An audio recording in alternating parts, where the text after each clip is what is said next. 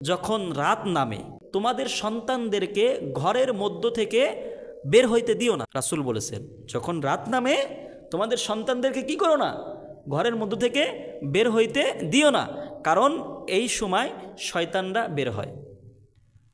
আল্লাহ রসুল বলেন যে আল্লাহর নাম নিয়ে তোমাদের ঘরের দরজাগুলো বন্ধ করে রাখো, এবং বন্ধ দরজা দিয়ে শয়তান কখনো প্রবেশ করতে পারে না।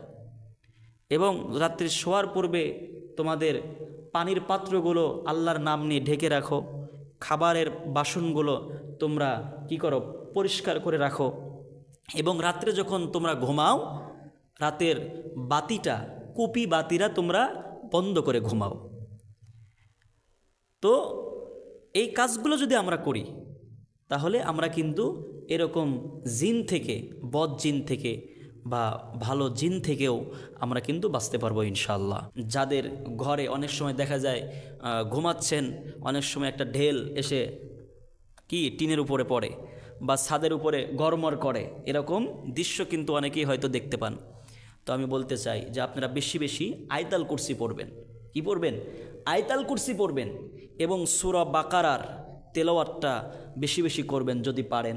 আর যদি না পারেন তাহলে হয়তো ইউটিউব থেকে সূরা বাকারার তেলাওয়াতটা আপনারা ডাউনলোড করে ঘরের মধ্যে বাজাবেন।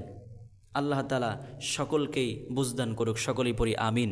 এবং কি আরেকটা ঘটনা বলি, অনেক গর্ভবতী মহিলা আছে, অনেক কি গর্ভবতী মহিলা আছে যে তারা কবরস্থানের পাশ দিয়ে অনেক সময় রাত্রেবেলায় যাতায়াত করে। এটা করবেন না, এটা করবেন না, কারণ এই ক্ষতির সম্মুখী কিন্তু অনেক মানুষ হয়েছে।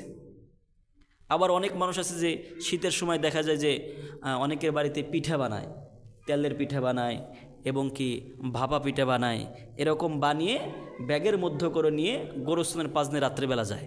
এরকম করবেন না, যাবেন না। এরকম ক্ষতি কিন্তু সম্মুখে অনেক মানুষ হয়েছে। তো আল্লাহ তাআলা সকলকে বুঝদান করুক, আমিন।